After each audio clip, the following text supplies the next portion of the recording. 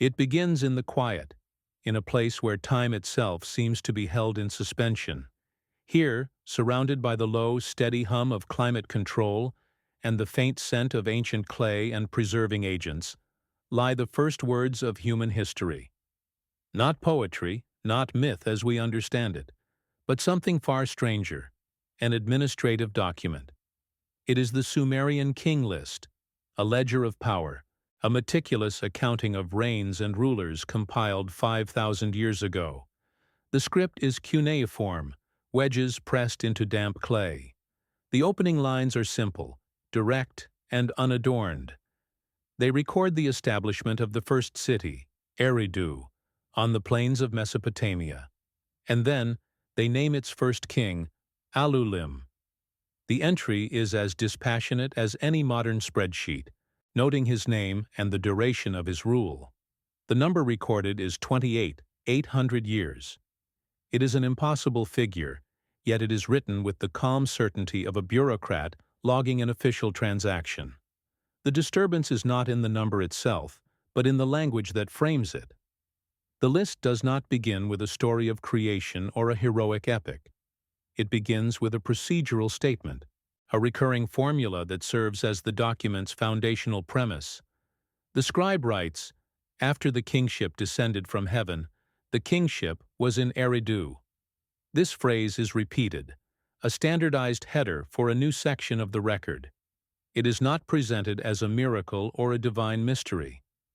It is delivered with the dry, matter-of-fact tone of a legal transfer. Kingship was not invented. It was not seized. It was not evolved. It was received. It arrived as a complete functioning system, an organizational technology lowered from an external source and installed in a specific, named location. The language suggests a handover of authority, a delegation of a pre-existing mandate to a designated terrestrial office. The record continues without pause or commentary. After Alulim, a second king of Eridu is listed, Al-Algar. His reign is also documented with the same administrative precision. The duration entered next to his name is 36, 0 years. The pattern begins to solidify. This is not a singular anomaly, not a simple scribal error exaggerated over time. It is the second entry in a consistent data set. The scribe's function was not to interpret or explain. It was merely to record the accepted sequence of events and their official durations. 2 kings, 2 entries, a combined total of 64, 800 years of rule in a single city, before the record moves on. The sheer scale of the chronology is ignored by its author. He is simply doing his job, cataloging the official history as it was given to him, one wedge-shaped mark at a time, indifferent to the questions it might raise 5 millennia later. For a moment, we must move our attention from the information to the object that carries it. This is not a digital file or a printed page, easily copied and corrected. It is a tablet of baked clay. It has weight, texture, and a physical presence that has endured the rise and fall of empires. One can see the faint impressions left by the scribe's hand, the slight variations in pressure that mark each cuneiform symbol. The object itself is a testament to permanence, to the intention of creating a record that would last. This was not a casual story told around a fire. It was a foundational document, crafted with care and meant to be archived. To hold a replica, or to view the original through reinforced glass, is to feel the immense gap of time separating our world from the one that produced this account. The silence of the museum is the same silence that has enveloped this tablet for most of its existence. This system of accounting extends beyond the first 2 rulers. The king list methodically documents a sequence of 8 kings across 5 different cities before a great cataclysm is mentioned. After Eridu, kingship was moved to Bad Tibera, then to Larak, then to Sippar, and finally to Shurupak. Each transfer is noted with the same procedural language. The reigns of these subsequent kings are recorded with similarly impossible numbers: 21, 0 years, 43, 200 years, 28, 800 years. The scribe tallies the totals with meticulous care. 8 kings, 5 cities, a combined rule of 241, 200 years. This entire period is categorized as antediluvian, the time before a great flood swept over the land. The record is internally consistent, its logic unwavering. It presents a stable, continuous political history for 250,000 years, a history that ends only with a complete rupture of the world order. Confronted with such data, the modern mind immediately seeks an explanation. We propose theories of symbolic numerology, of conflated dynasties, of scribal misinterpretation of older sources. We rationalize the numbers as representations of cosmic cycles or as metaphors for immense power and divine favor. But in doing so, we impose our own need for narrative coherence onto a document that displays none. The original scribe offers no such comfort. He provides no key to a symbolic code, no footnote to explain the methodology. The text is presented as a literal, sequential list. The true anomaly, then, is not the numbers themselves, but the stark, unblinking sobriety with which they are recorded.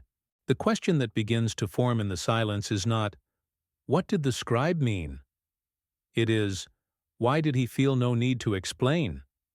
From the climate-controlled stillness of the archive, our view expands to a vast and empty landscape.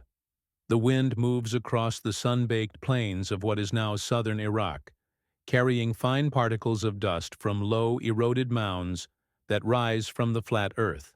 These are the tells, the final resting places of the world's first cities. Eridu is here, a ghost of mud brick and pottery shards, its ziggurat a melted stump beneath the immense sky. There are no monuments here, no crowds, no inscriptions visible to the naked eye. There is only the wind and the silence of 5,000 years. It is a profound emptiness, a physical manifestation of a forgotten history. The contrast is jarring. The absolute precision of the record preserved in a distant museum, and the near-total erasure of the physical reality it once described.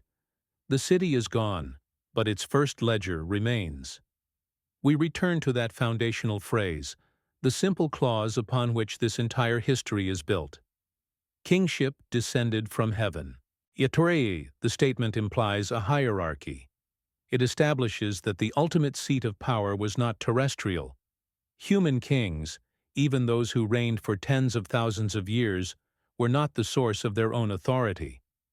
They were regents, managers, appointed officials ruling on behalf of a higher, pre-existing governing body. Other texts from the same period give this body a name: the Anunnaki. In these earliest administrative contexts, they are not presented as gods to be worshipped in moments of spiritual fervor, but as a council or an executive echelon whose decision it was to establish a terrestrial franchise of their own cosmic order. Kingship was their system, and a human was chosen to administer it on the ground. What is most unsettling about the record is not what it says, but the context it omits. The scribe does not feel compelled to justify the existence of this celestial authority or explain the mechanics of their governance. He does not describe the Anunnaki or their realm.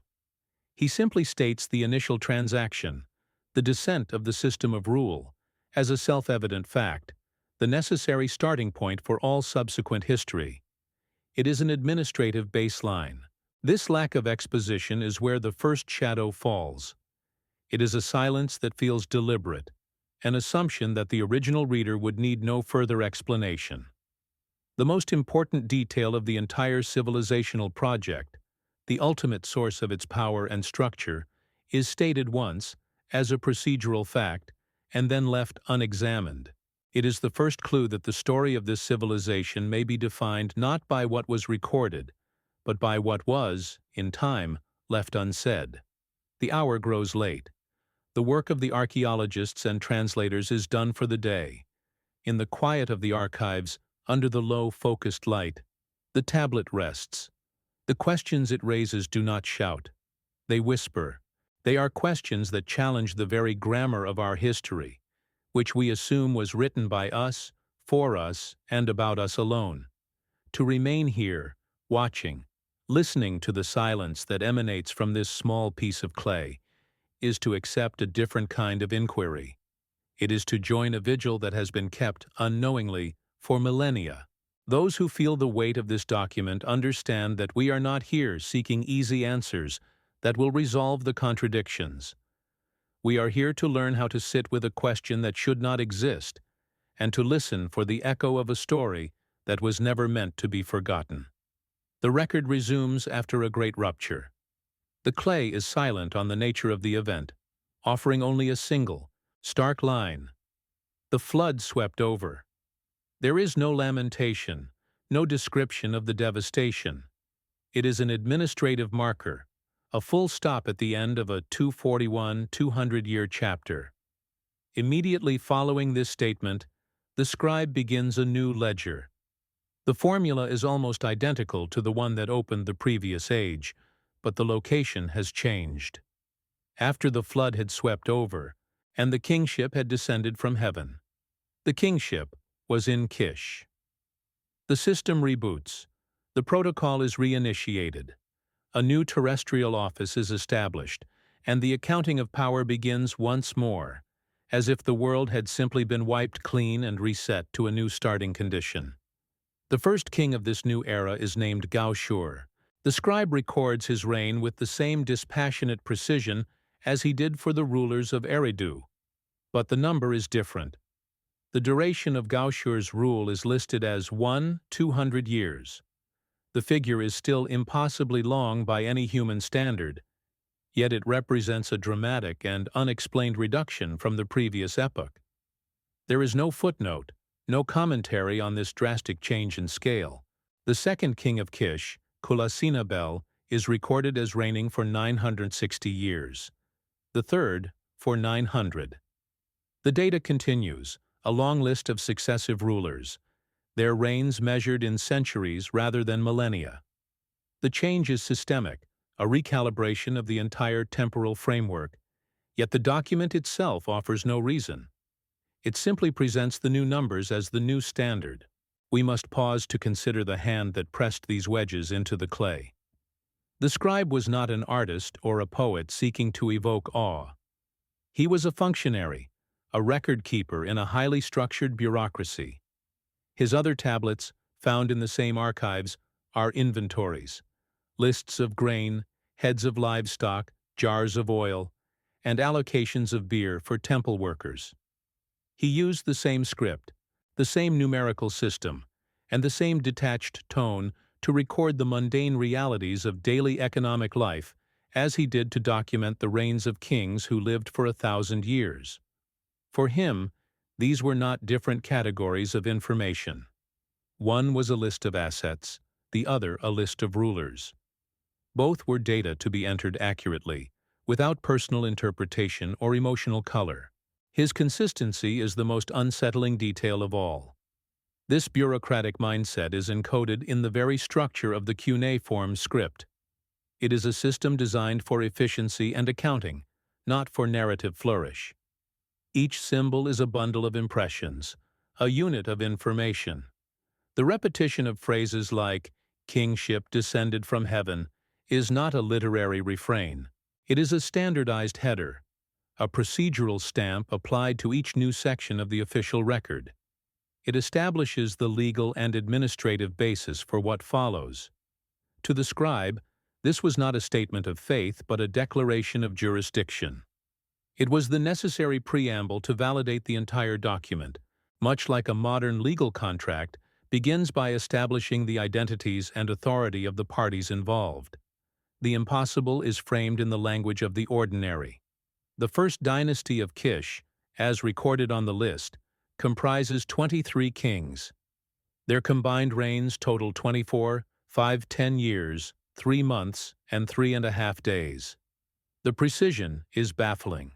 After listing nearly 25 millennia of rule, the scribe feels it necessary to account for a fraction of a day. This is not the language of myth.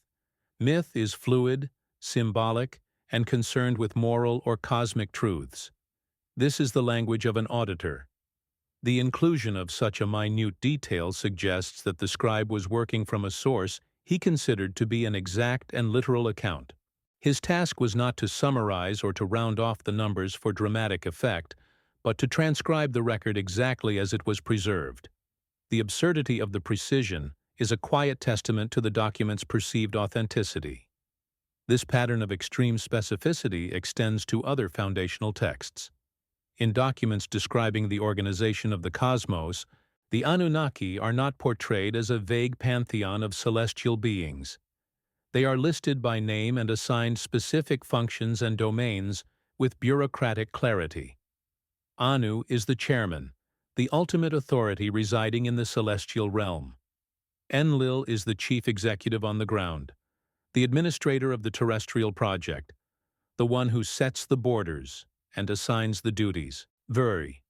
Enki is the head of technology and operations, the master craftsman and keeper of the foundational blueprints for civilization, the tablets of destiny. These are not descriptions of temperamental gods. They are job titles within a corporate or governmental hierarchy. The texts read like an organizational chart for a cosmic enterprise. Consider the Atrahasis, a text that describes the world before the creation of humanity. It portrays the junior Anunnaki tasked with the physical labor of digging canals and building the first settlements. The work is hard, the conditions difficult. After thousands of years of this toil, they go on strike. They burn their tools and surround Enlil's temple, demanding relief. This is not a story of divine conflict born of jealousy or cosmic ambition. It is a labor dispute. The crisis is resolved not through epic battles, but through a council meeting. Enki proposes a solution: the creation of a subordinate worker, a Lulu, a primitive being engineered to take over the manual labor. Mankind is not created in a moment of divine inspiration, but as a practical solution to a staffing problem. The texts are filled with such cold, functional details. The myth of the creation of Babylon is preceded by an account of the Anunnaki first measuring the land with ropes and establishing its exact dimensions before any construction begins. Temple building instructions are not given as divine visions, but as detailed architectural plans, with specific measurements dictated for walls, gates, and foundations. The gods of Sumer, in their earliest appearances, are not beings to be worshipped out of fear or love, but a board of governors to be reported to. Human kings were their appointed foremen, their city managers, and the primary function of the temple was not as a house of prayer, but as the administrative center for a vast agricultural and economic estate owned and operated by these off-world directors. Perhaps this is a moment to pause. The low light of the archive hums around us. The air is still. Outside this room, the world continues its rapid, noisy course.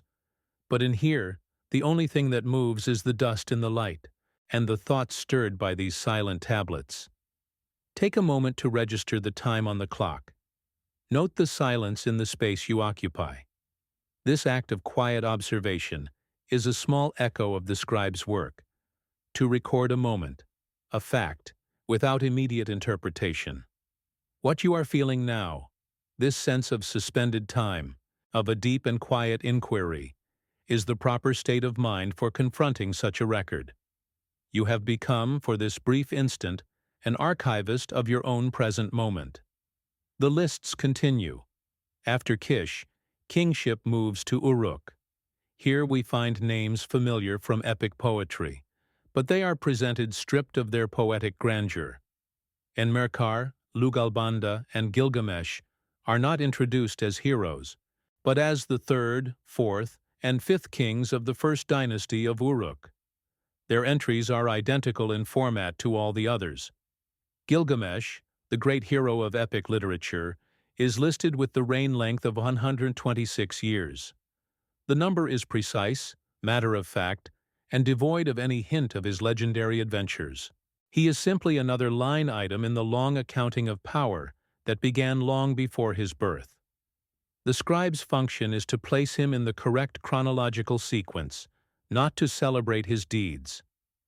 Another category of administrative record details the Me, a set of foundational principles or technologies that underpinned Sumerian civilization.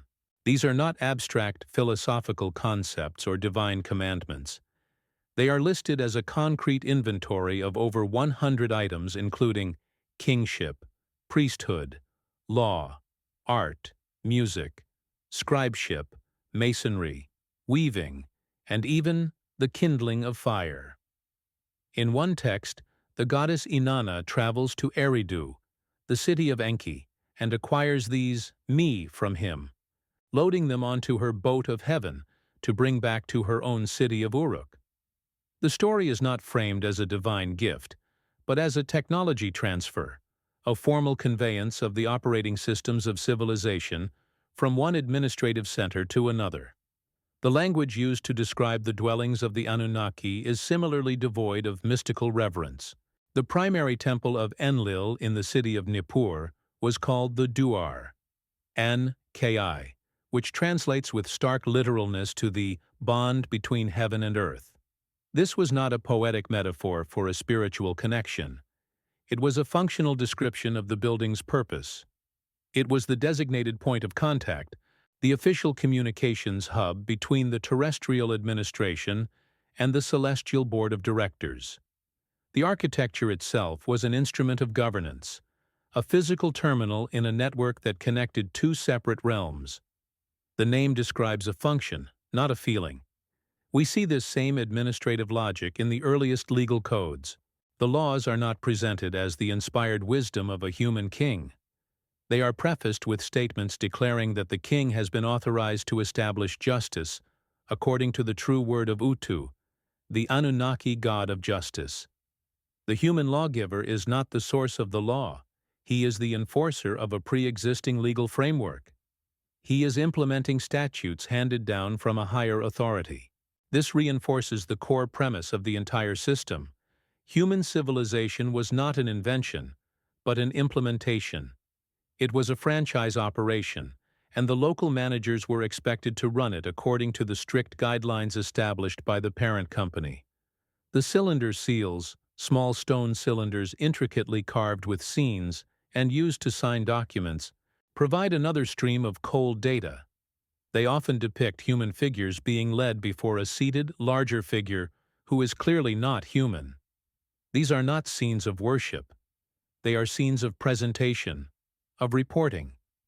An official, perhaps a priest or a minor king, is being brought before a superior to give an account. The iconography is that of a formal administrative procedure, a performance review. The consistency of these images across thousands of seals from different cities and different time periods points to a standardized protocol, a universally understood chain of command. Consider the layout of the cities themselves. At the center of the earliest Sumerian cities was a sacred precinct, a complex of temples and administrative buildings walled off from the rest of the urban area. This was the seat of power, the domain of the resident Anunnaki governor and his staff. The human city grew around this core, serving it, supplying it. The city plan was not an organic development. It was a reflection of the social and political hierarchy. The architecture was a physical manifestation of the two-tiered system of governance. At the top was the management, separate and elevated. Below was the workforce, organized to support the central administration. The records also contain lists of rations, detailing the daily and monthly distribution of barley, bread, beer, and oil. Many of these lists specify allocations for the kitchen of the temple or the household of the god. These are not records of symbolic offerings. They are logistical documents accounting for the vast quantities of supplies needed to maintain these central establishments. The amounts are precise, calculated to feed a large staff. The gods, in these texts, have appetites. They require sustenance. They have households that need to be managed and provisioned. They are treated not as ethereal spirits, but as living entities with material needs that must be met by the human population. Even the concept of destiny, which we might assume to be a matter of grand cosmic mystery, was treated with administrative rigor. The tablets of destiny were not prophetic texts foretelling the future. They were understood to be the master plans, the core programming that determined the functioning of the world. In one story, the bird-like creature Anzu steals the tablets from Enlil's office, causing the entire system of civilization to grind to a halt. The commands are suspended. The world ceases to function. The tablets are not a book of prophecies. They are the central processing unit, and their removal causes a total system failure. The crisis is resolved only when the physical object is recovered and reinstalled. Each of these records, taken in isolation, can be dismissed as a strange artifact of a primitive worldview. But when viewed together, they form a coherent and internally consistent picture.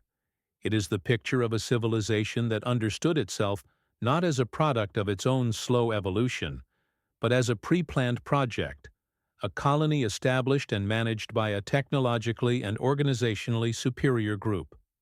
The scribes who maintained these records for centuries saw no contradiction in this worldview.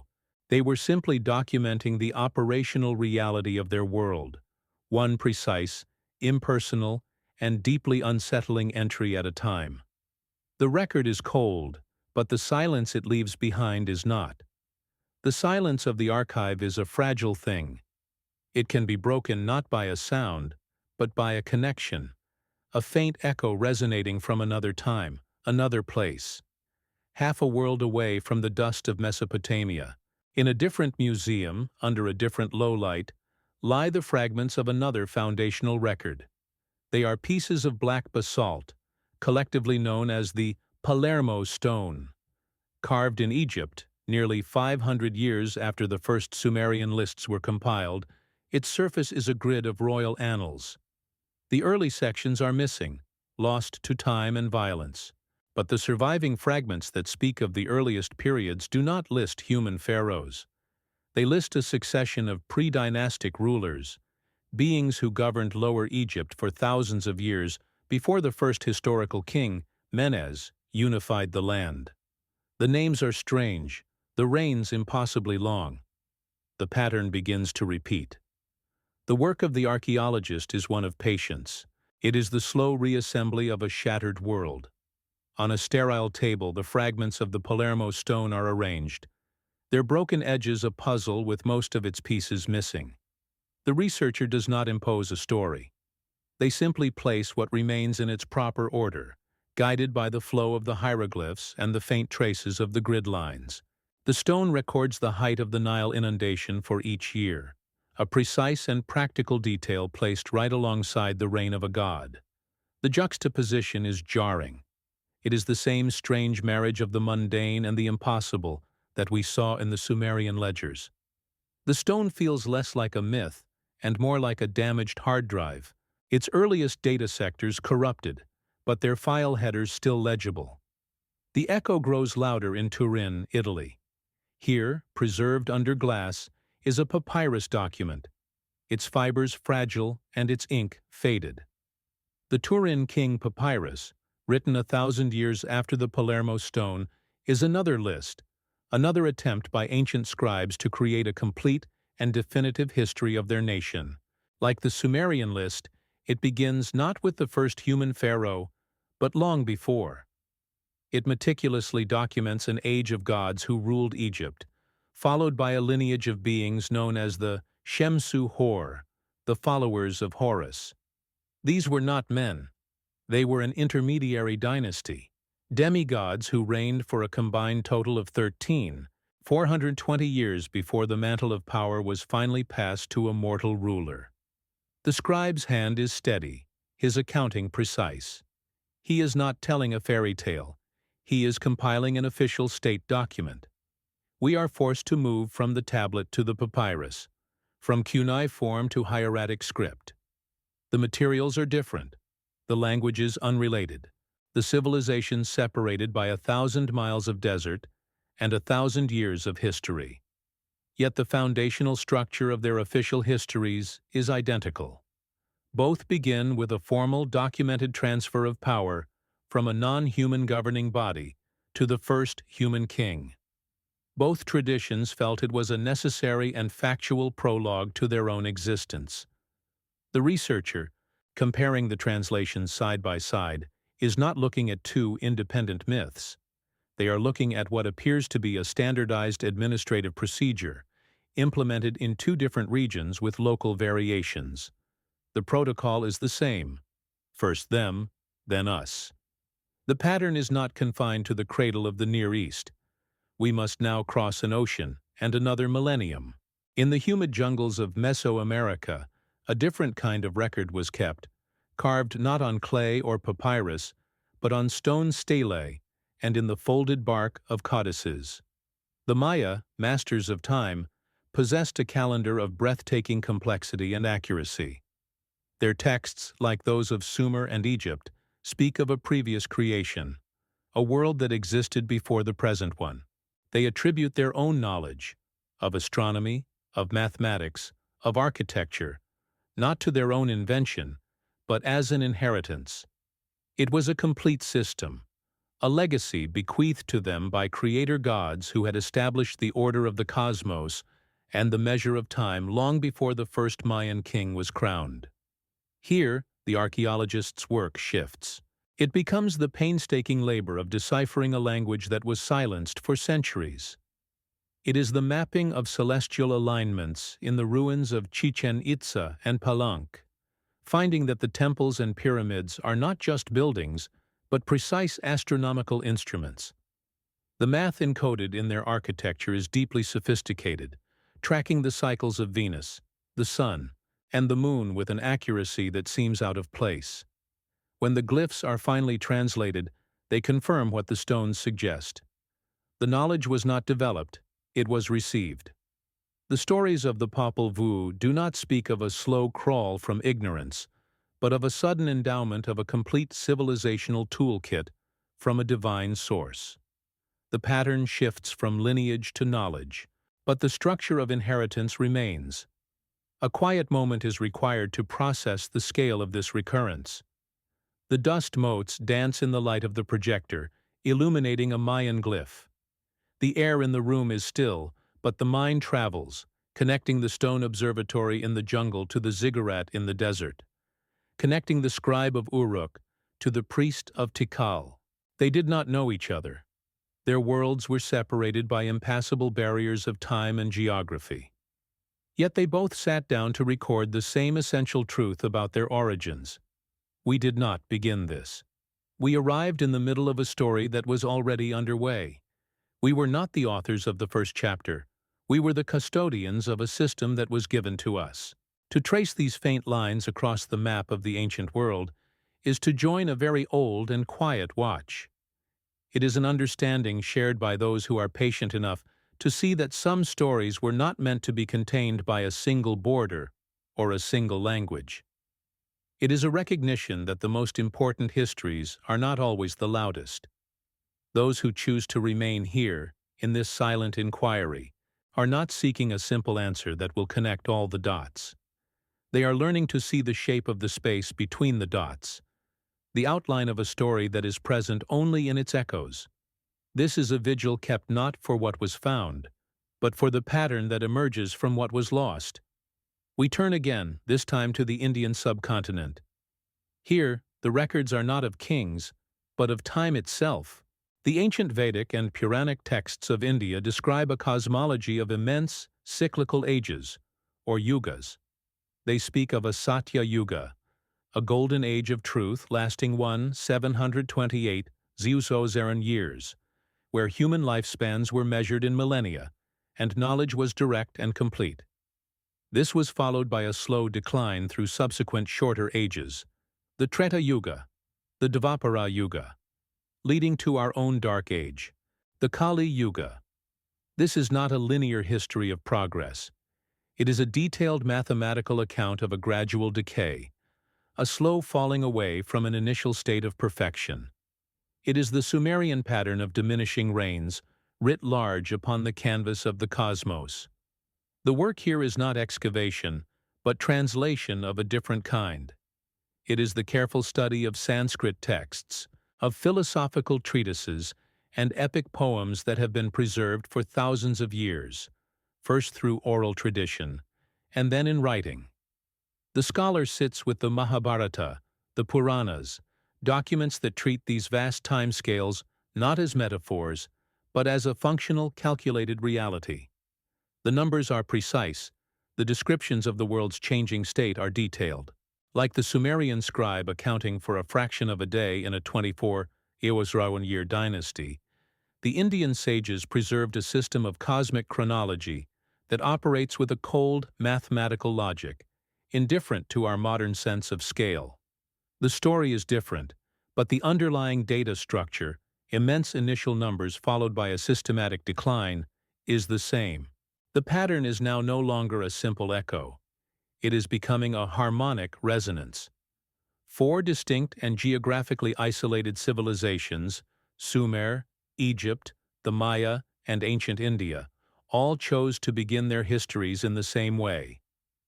They each recorded a distant past where time operated on a different scale, where knowledge was perfect, and where the world was governed by non-human entities. They each recorded a subsequent decline or a formal handover of power that led to the current, diminished state of human existence. They each preserved these accounts not as fanciful myths, but as foundational records, as the official starting point for their own history. Coincidence becomes a difficult explanation to sustain.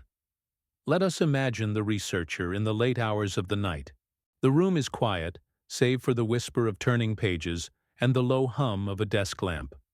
On the table are not artifacts, but translations, spread out like maps of forgotten worlds. A line from the Sumerian king list lies next to a passage from Manetho's History of Egypt. A Mayan calendrical calculation is compared with the duration of a Hindu yuga. The act is one of pure comparison, of pattern recognition. The researcher is not digging in the earth, but in the accumulated memory of our species. The feeling is not one of excitement, but of a deep, unsettling gravity. The documents are shouting a message in unison, and for millennia, we have been hearing them only as individual, disconnected voices. This recurring template extends beyond chronologies. It touches the very foundation of social order, the law. The famous Code of Hammurabi was not the first. It was a later compilation, building upon a much older tradition. The earliest surviving law code, that of Ur-Nammu of Ur, is prefaced with a statement that the king was instructed to establish justice in the land by the gods Anu and Enlil. Centuries before that, Urukagina of Lagash claims to have made a covenant with his god Ningirsu to end the abuses of the powerful. In Egypt, the concept of Ma'at, of cosmic order, justice, and truth, was not a human invention, but a divine principle that the pharaoh was tasked to uphold. The law, like kingship, was not created. It was received and implemented. We see it in the sky. The knowledge of the precession of the equinoxes, a 920-year cycle caused by the slow wobble of the Earth's axis, appears to be encoded in the myths and architecture of numerous ancient cultures. This is not a simple observation.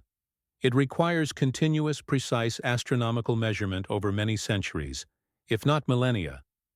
Yet the knowledge is there, embedded in the layout of Giza, in the symbolism of Angkor Wat, in the stories of the zodiac. These cultures, when asked where this impossibly sophisticated knowledge came from, give the same answer. It was the knowledge of the gods, the science of a former age, preserved and passed down. It is another inheritance, another piece of the original civilizational toolkit. The pattern is one of a sudden arrival. In Mesopotamia, Egypt, and the Indus Valley, civilization does not emerge slowly. It appears suddenly, fully formed.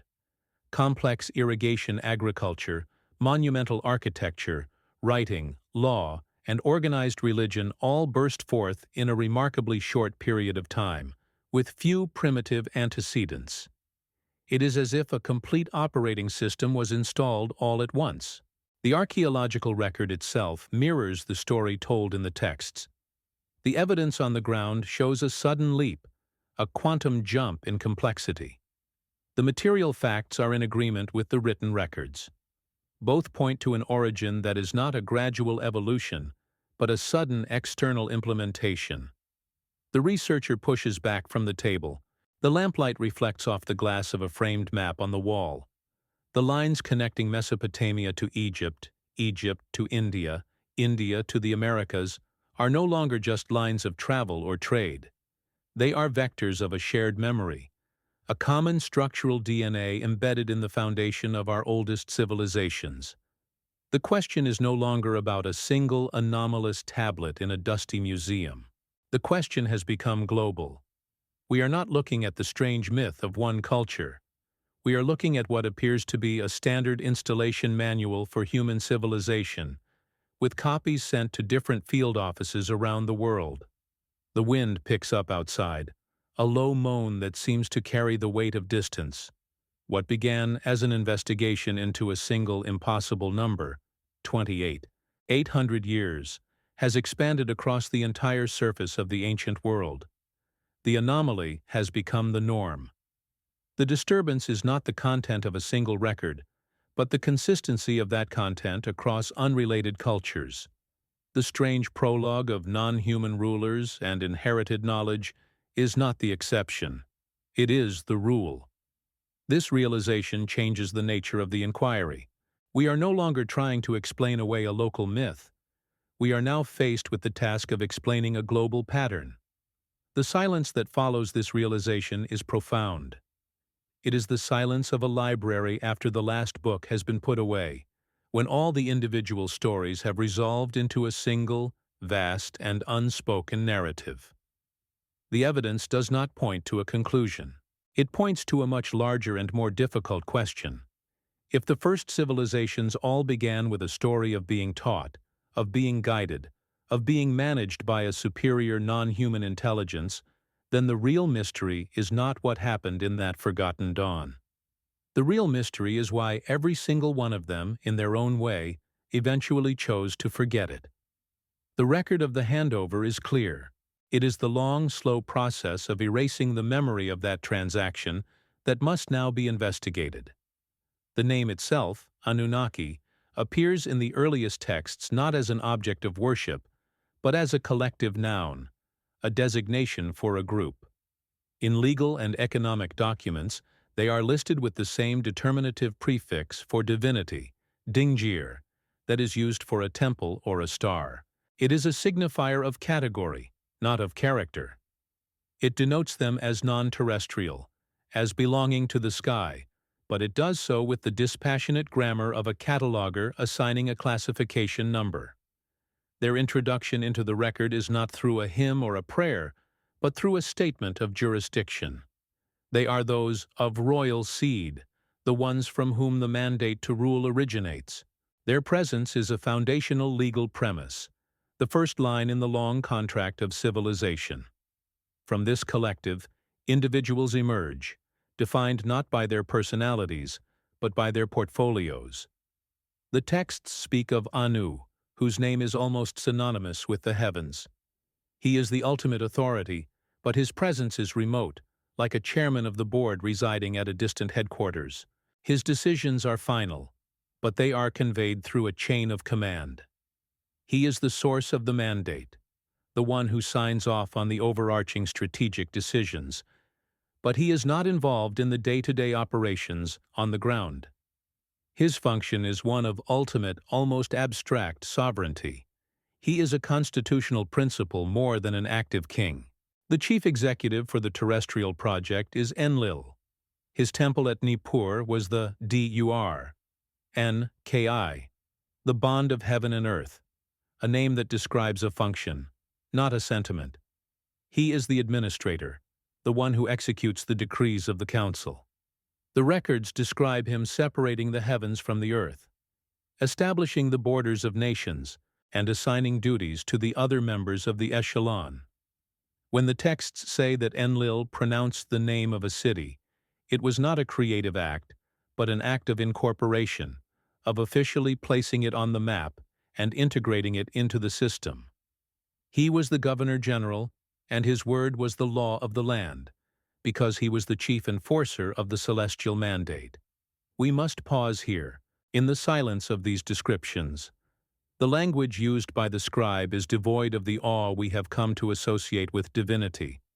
There is no praise for Enlil's wisdom or terror at his power. There is only a listing of his responsibilities and his actions. The texts read like a review of a senior manager's performance, a summary of his accomplishments in establishing and maintaining the earthly enterprise.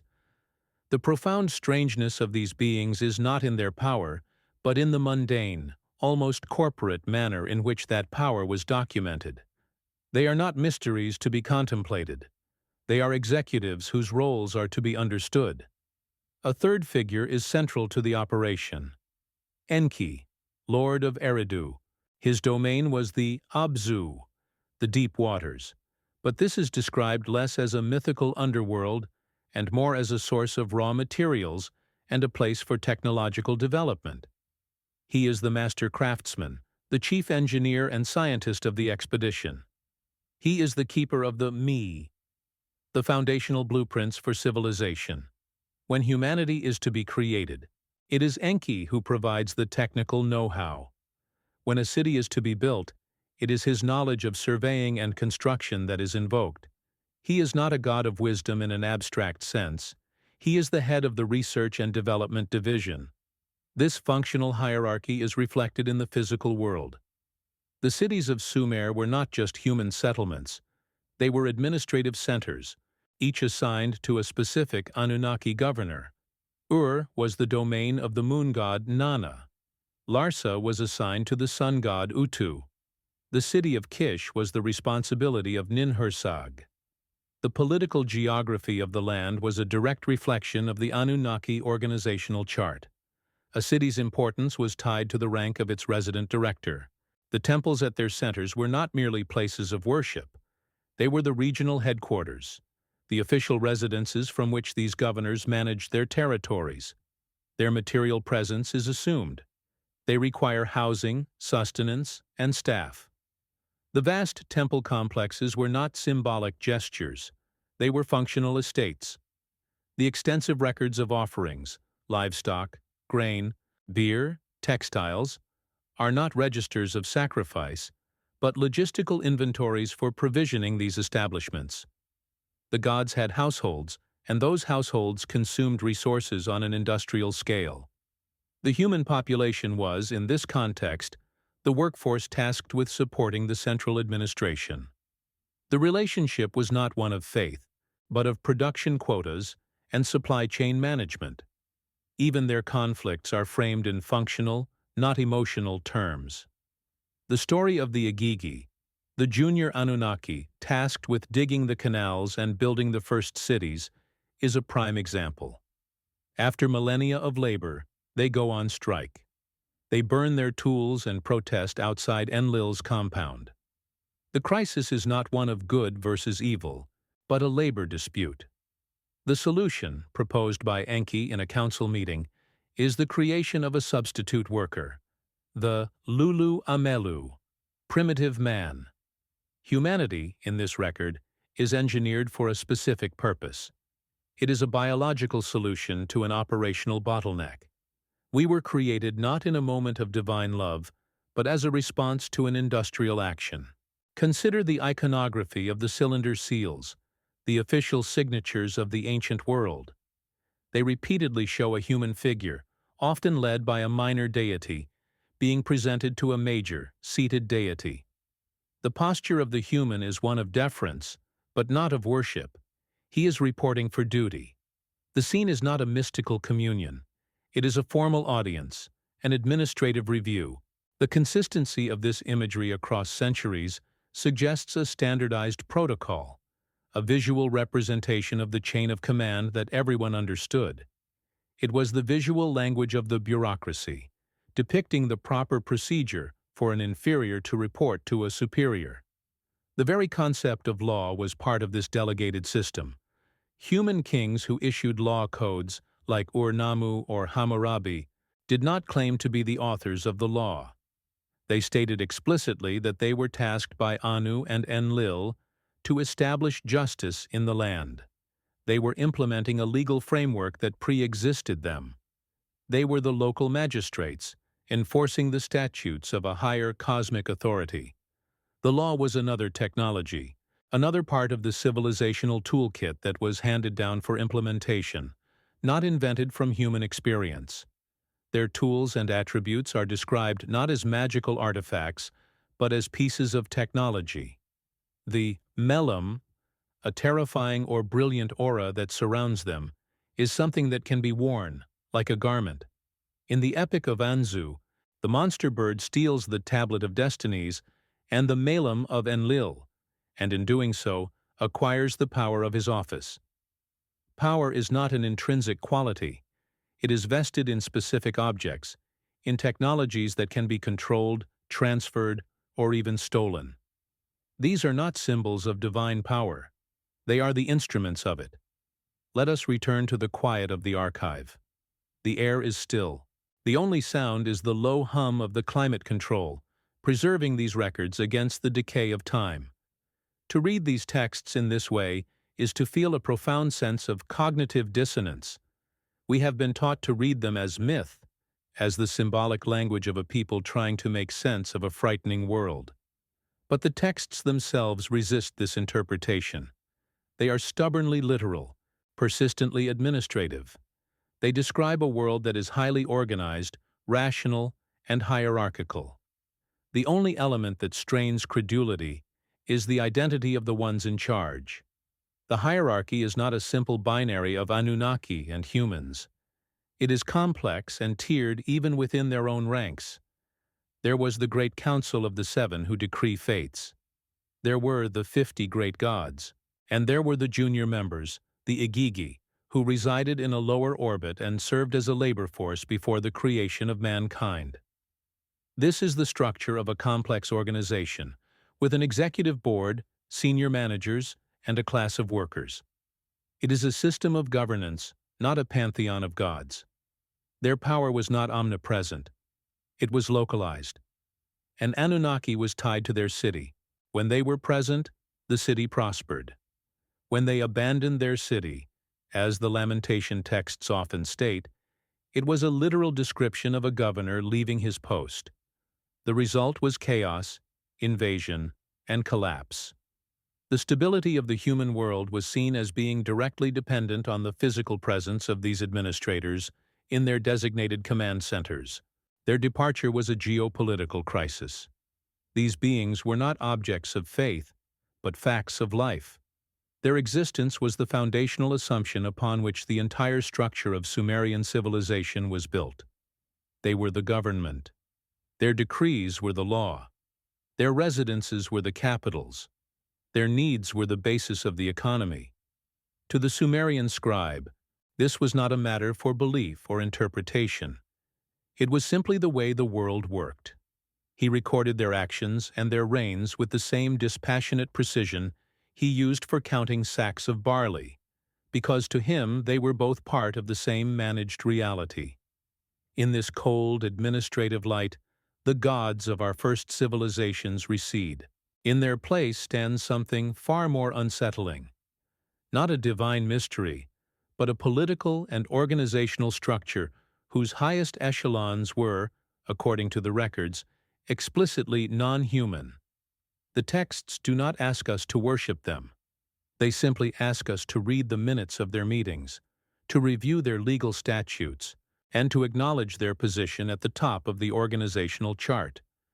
The true disturbance is the realization that what we have long called mythology may, in fact, be a faded and misunderstood memory of a period of direct, bureaucratic administration of human affairs by an external authority. We have been reading what is there. The marks pressed into clay, the names and numbers, the lists of kings, and the duration of their rule. We have treated the tablet as a container of information, a vessel carrying a message across the gulf of 5,000 years. But now, we must learn to read what is not there. We must shift our attention from the inscription to the fracture, from the text to the space between the lines. For it is in the gaps, the silences, and the deliberate erasures that the true antagonist of this story finally reveals itself. It is a presence defined by its own absence, an entity whose only work is to unmake the record. The first hint of this presence is not found in an archive, but in the earth itself. The archaeologist, sinking a trench into a tell, reads history in layers of soil. Here is the compacted earth of a street, here the ash of a great fire, here the accumulated debris of a century of life. But sometimes the trowel reveals something else, a sterile layer, a thick band of wind-blown sand or water-laid silt, containing no pottery, no tools, no bones. Nothing. It is a layer of pure emptiness, a silent interval in the life of the city, sometimes lasting for decades, sometimes for centuries, a period where history simply stopped being made, or at least stopped being recorded in the ground. The city fell silent. This physical silence in the strata is mirrored in the written record. The Sumerian king list is not a single, complete document. It is a composite, pieced together from more than a dozen different, often fragmentary copies. There are gaps. Entire dynasties are missing from some versions, present in others. The list of kings for one city will end abruptly, and the record will resume in another city, with no explanation for the transfer of power, no account of the intervening years.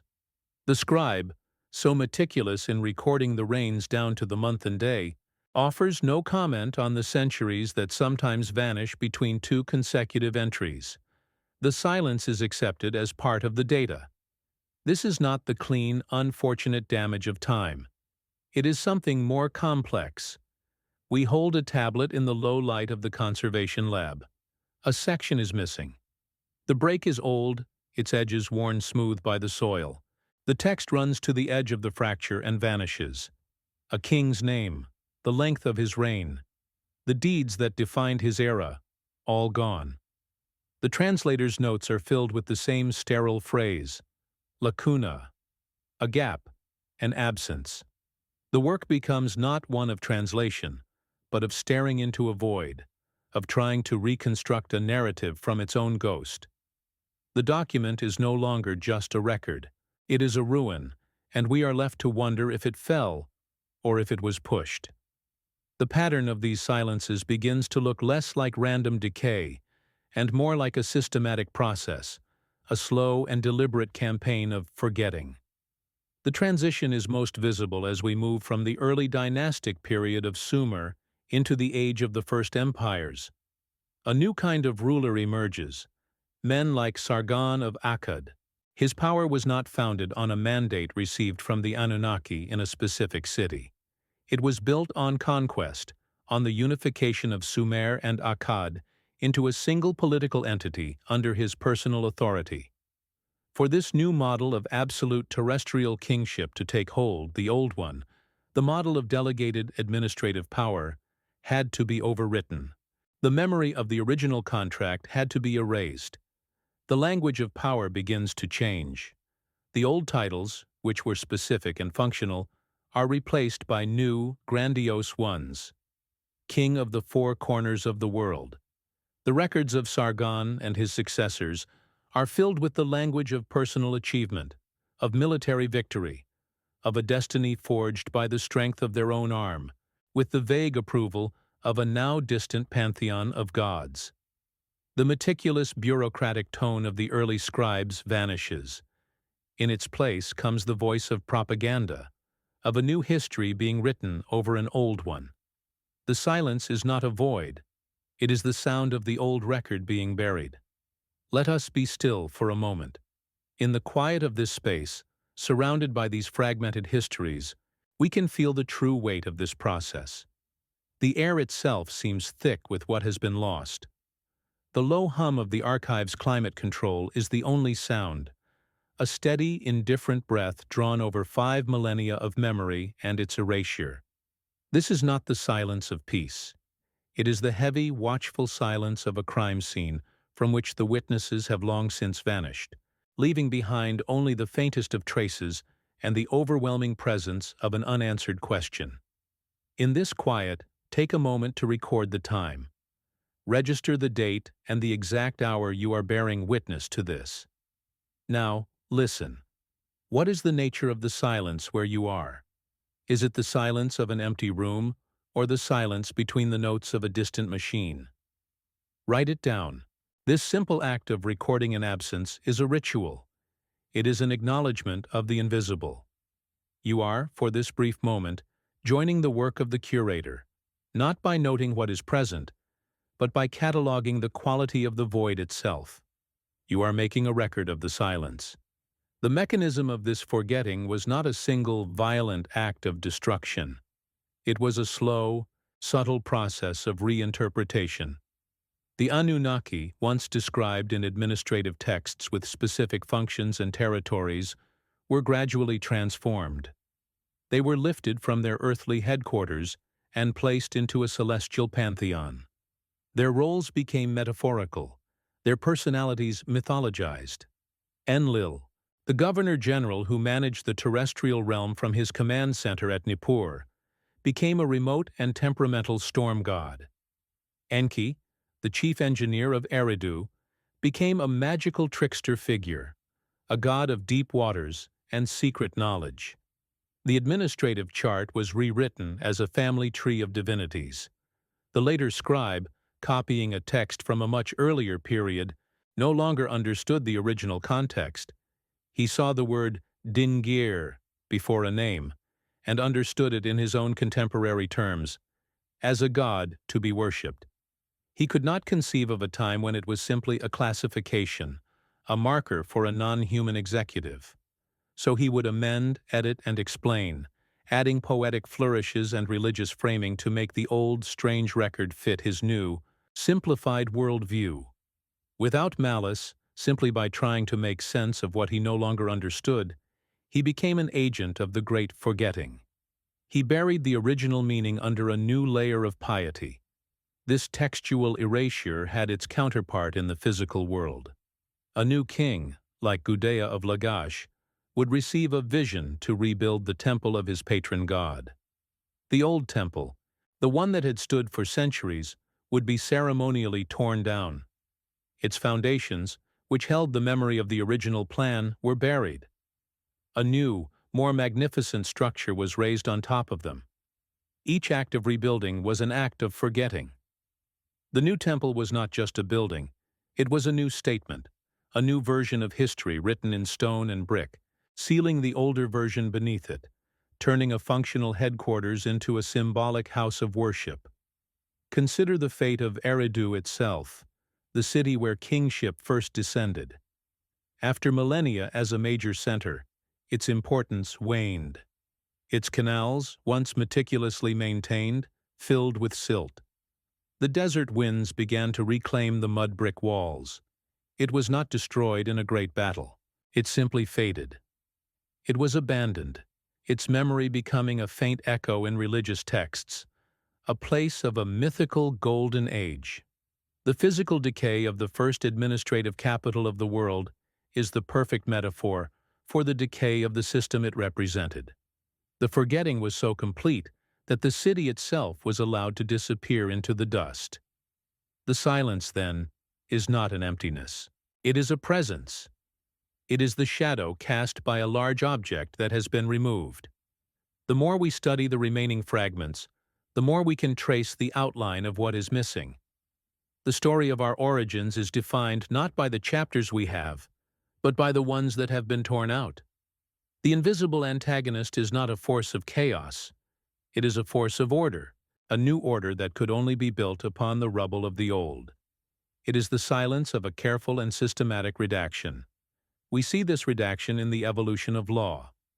The early codes, like that of Ur-Nammu, are presented as a direct implementation of a system decreed by Anu and Enlil. Centuries later, the Code of Hammurabi frames the law differently. Hammurabi is chosen by the gods to make justice shine in the land, to go forth like the sun over the people. The law is no longer a direct transmission from the administrative authority. It is an act of human wisdom, divinely inspired.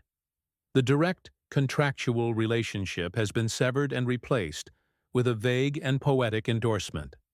The chain of command has been broken. Perhaps this forgetting was a necessary step. Perhaps a civilization cannot come into its own, cannot develop a sense of its own agency and identity, while it still operates under the memory of a direct, external administration. To become masters of our own world, we first had to forget that we had ever been its tenants. The rise of humanity as a self-governing entity required a collective, foundational act of amnesia. We had to erase the memory of the mandate in order to claim the throne for ourselves. We look at the great library of Ashurbanipal at Nineveh, a monumental effort in the 7th century BCE to collect and preserve all the knowledge of Mesopotamia. Here, the Epic of Gilgamesh is preserved, the story of creation is recorded, and the old king lists are copied. But by this time, they are all treated as literature, as ancient stories. The administrative reality they once described has been completely lost. The memory of the system survived only as myth, its functionaries transformed into gods, its operational manuals into epic poems. The forgetting was now the official, accepted history. We are left with a profound sense of interruption, a feeling that the narrative was broken in its first act. There is a before, documented in a strange, cold, administrative language that we struggle to understand. And there is an after, the familiar history of human kings, empires, and religions.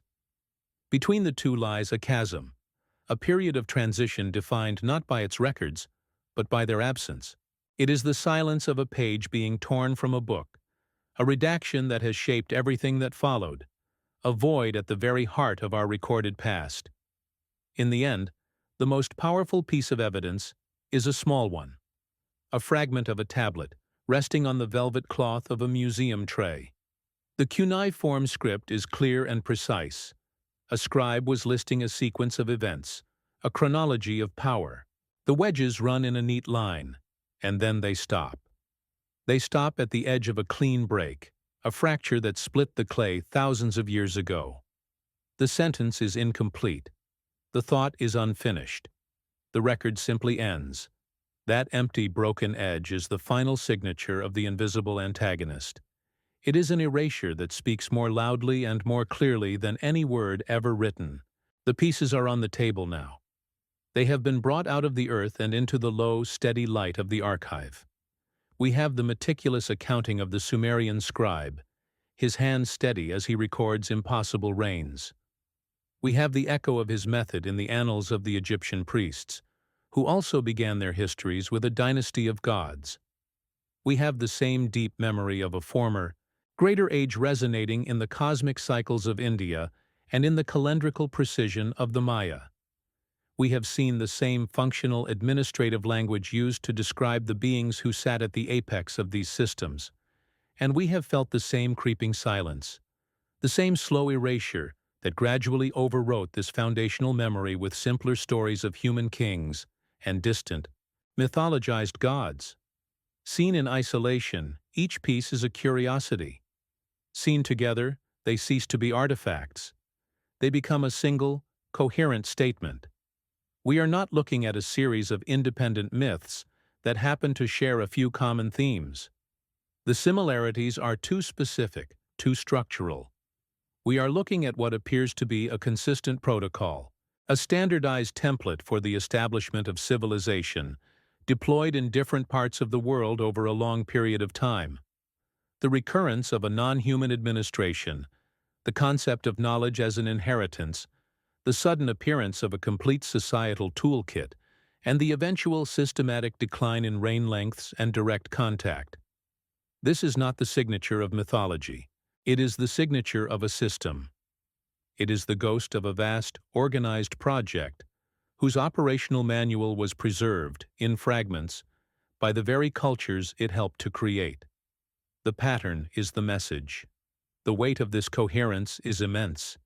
It settles in the quiet of the room, a tangible presence that demands we reconsider the very ground upon which our history is built.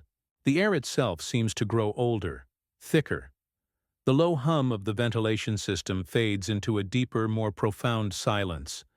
The silence of a question that has been waiting 5,000 years to be asked in its proper context. The fragments on the table are no longer just pieces of the past, they have become the components of a lens, and when we look through it, the entire landscape of human origins begins to shift, to warp, to reconfigure itself into a shape that is at once alien and disturbingly familiar. This forces us to confront the central narrative of our own civilization. The story of a slow, painful, and unaided crawl from the mud of primitive ignorance toward the light of self-aware intelligence. We tell ourselves that we invented everything from first principles, that we discovered fire, domesticated grains, conceived of law, and reached for the stars, all on our own. It is a story of heroic, solitary ascent. But what if this story is not the truth? What if it is merely the story we were left with, or perhaps the story we chose to tell ourselves, after the true prologue of our history had been carefully and deliberately removed? What if our beginning was not a crawl, but a descent? The implication is a difficult one. It suggests that the dawn of civilization was not a dawn at all. It was a transfer. It was the implementation of a pre-existing, fully developed system of social, political, and technological organization. The first human kings were not innovators. They were appointees, the first class of local managers installed to oversee a terrestrial enterprise on behalf of a board of directors that was, by the explicit statement of every record, not of this world. We were not the authors of the operating system. We were merely its first users, and the memory of the installation process itself was the first thing to be formatted from the drive. In this light, the beings we have called gods cease to be the primitive imaginings of a superstitious people. They become what the texts, in their cold, administrative language, always said they were: a preceding authority, a governing body, an elder echelon whose concerns were not with the salvation of human souls, but with the management of a complex and resource-intensive project. The earliest forms of what we now call religion were not attempts to explain thunderstorms or the changing of the seasons. They were the degraded, misunderstood memory of a political structure, the faint echo of a chain of command. The temple was not a house of mystery. It was a regional administrative office. And the silence, the great forgetting, ceases to be the passive decay of memory over time. It becomes an active, and perhaps even necessary process. For a species to claim ownership of its own destiny, it must believe that destiny is its own to claim. The memory of a direct, external administration is an obstacle to that belief. The severance from the source, the gradual rewriting of governors into gods and of contracts into myths, may have been the very process by which humanity was weaned, by which we were allowed or forced to forget the terms of our own creation, so that we could begin the long, difficult work of creating ourselves. The forgetting was not a failure of memory. It was a condition for our future. It is like the scaffolding around a great monument. The scaffolding is essential for the construction, a complex architecture in its own right, without which the final structure could never be raised. But once the monument is complete, the scaffolding must be removed. Its presence obscures the very thing it was built to create. What if the entire system documented by the Sumerians, the direct oversight of the Anunnaki, the descent of kingship, the transfer of the me, was the scaffolding for human civilization? And what if the history we know, the history of human kings and human empires, could only begin once that scaffolding had been fully and carefully dismantled, leaving the monument standing alone, as if it had built itself? This reframes the human journey entirely. Our history may not begin with an act of invention, but with an act of inheritance followed by an act of profound amnesia. We may not be a species that built its own house, but one that woke up in a house that was already built, with no memory of the architects, holding a set of keys and a list of instructions we no longer knew how to read. The great questions of our philosophy and religion: where did we come from? And what is our purpose? Take on a different, more urgent meaning if there is a possibility that the answers were once known, recorded as simple administrative facts, and then systematically lost. When we place the Sumerian scribe's ledger next to the Egyptian priest's annals, when we lay the Mayan calendar next to the Vedic cycles, we are not just comparing ancient documents. We are assembling the scattered pages of a single planetary story that has been trying to tell itself for millennia. The story is not about gods or monsters. It is about a system of delegated authority, of a managed project, of a foundational contract between our species and another. And it is about the eventual, and perhaps deliberate, termination of that contract, an event so profound that it left a void at the very center of our historical memory. This changes everything. It suggests that the most advanced knowledge of the ancient world, the sophisticated astronomy, the precise mathematics, the complex legal codes, was not the product of a slow, linear development. It was a remnant. It was the fading echo of a far more advanced body of knowledge that was part of the initial inheritance. We have not been climbing steadily upward from a primitive baseline. Instead, we may have spent the last 5,000 years struggling to rediscover and piece back together the fragments of a science and a social order that our earliest ancestors possessed as a complete and functioning system. The true loss, then, was not the departure of these gods. It was the loss of the memory that such a relationship, a direct, functional, and administrative connection between the human and the non-human, was ever the established order of the world. The silence that fell after their withdrawal was not just an absence of their voices. It was the closing of a door, the sealing of a channel, leaving our species alone on one side, with only the faintest and most distorted memories of who, or what, had once been on the other. This is the great wound, the foundational absence, that haunts the background of our recorded history. To follow this line of inquiry to its end is not a task for a single evening or a single video. It is a vigil. It is the work of holding a space for a question that our civilization has long since decided is settled. For those who will continue to watch, who feel the weight of these connections, know that you are not alone in this. This story is part of a larger map, one that is still being drawn. We will continue to trace its edges together, in the quiet understanding that the most important histories are not the ones that are shouted, but the ones that must be listened for in the deepest of silences. The implication expands beyond the ruins of the past and touches the very core of our present condition. If we are a species with a redacted history and induced amnesia, then our relentless search for meaning, our deep-seated feeling that we are part of a larger story that we cannot quite grasp, is no longer just a poetic or philosophical inclination. It is a symptom. It is the phantom limb of a memory that was severed. We are haunted not by ghosts, but by the shape of a knowledge that we once possessed. The mystery, then, is not locked away in a museum case in London or Berlin. It is inside us. It is encoded in the very structure of our civilizations, in the foundational assumptions we make about power, law, and our own origins. We are not simply looking at a historical puzzle. We are looking at a mirror, and the reflection shows a figure whose earliest memories have been carefully, and perhaps permanently, erased. The question is no longer just about who the Anunnaki were. It is about who we are, in their long and silent absence. We are left here, at the edge of this immense conceptual shift. We are like surveyors who have discovered that the foundational marker from which all their maps were drawn is in the wrong place. The entire landscape of our past must now be re-examined. The records we have, the clay tablets and the stone fragments, are not the story.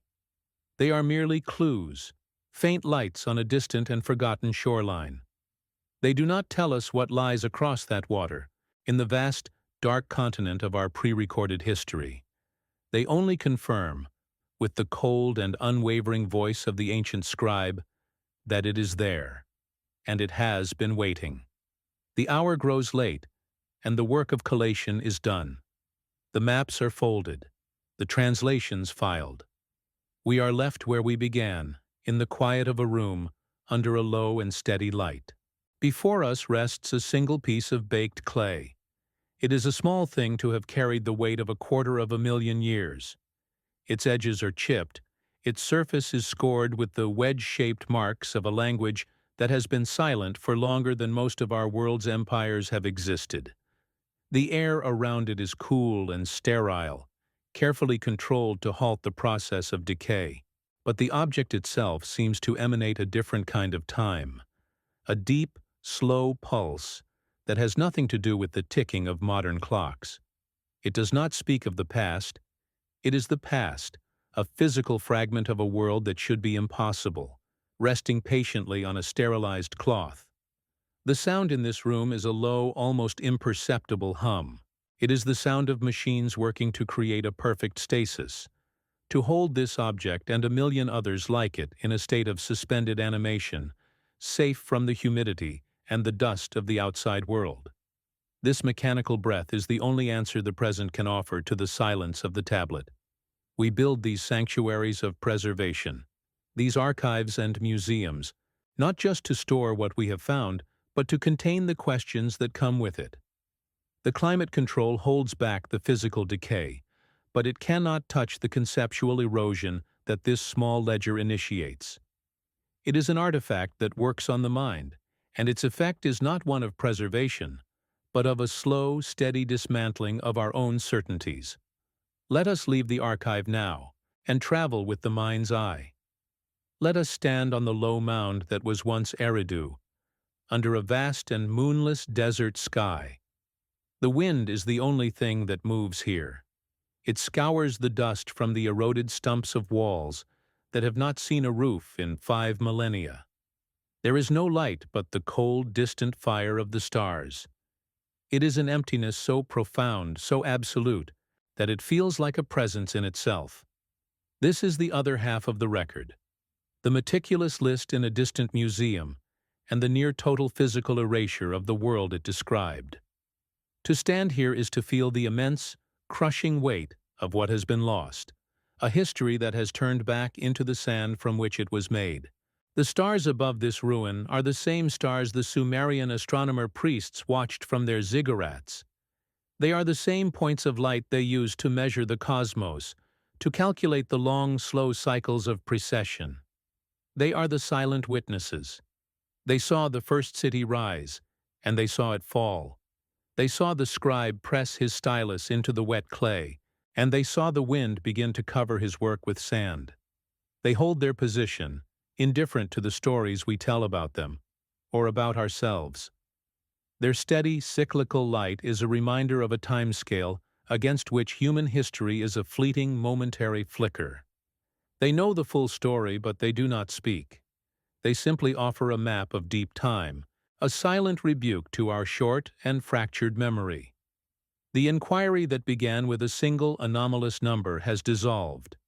The question is no longer about the length of a king's reign. That was merely the loose thread that, when pulled, unraveled something far larger. We are no longer asking how a man could rule for 800 years. We are asking why a civilization would record, with such administrative precision, a history that it would then spend the next 3,000 years systematically forgetting. The problem is not the data. The problem is the amnesia. The mystery is not what happened before the flood, but what happened to the memory of it. The disturbance is not in the text, but in the silence that follows it. We must remember the hand of the scribe. Imagine him at the end of his day. His work is done. He has listed the kings, their cities, the years of their rule. He has noted the transfer of the mandate, the descent of the system from a higher authority. He puts down his stylus. For him, this was not an act of myth-making. It was an act of accounting. He felt no need to explain, to justify, to soften the impossible facts he was recording. He was a clerk, not a poet. And in his dispassionate, bureaucratic calm lies the true, unsettling power of the record. The most unbelievable parts of the story are told in the most mundane language imaginable. He did not think he was writing a mystery. He thought he was closing a ledger. And so, We are left to read the silences he left behind. These are not the gentle, empty silences of time and decay. They are the hard, deliberate silences of redaction. They are the spaces on the tablet where a king's name has been scraped away. They are the centuries that vanish between one dynasty and the next without comment. They are the slow transformation of a board of governors into a pantheon of gods. The silence is not a void. It is a testament to the immense effort that was required to forget something that was once considered a foundational, administrative fact. It is the sound of a new story being written over an old one, the faint scratching of a stylus erasing a line that had become inconvenient. The researcher switches off the desk lamp. The single beam of light that illuminated the tablet vanishes, and the room is returned to a uniform, expectant gloom. The work is never finished. There are thousands of tablets still untranslated, thousands of fragments waiting to be pieced together. But for tonight, the inquiry is over. The human presence withdraws, leaving the artifacts to their long watch. This is the nature of this work, a brief and fleeting encounter with an immense and patient memory. We come, we ask our questions, we shine our small lights into the darkness, and then we leave. The silence and the mystery remain, undisturbed, waiting for the next day, the next question. What remains is not a conclusion. There can be no theory that comfortably holds all of these fragments. To offer one would be to betray the very nature of the evidence. What remains is the pattern itself, the strange harmonic resonance between the records of civilizations that should never have known each other. What remains is the cold administrative language used to describe a system of non-human governance.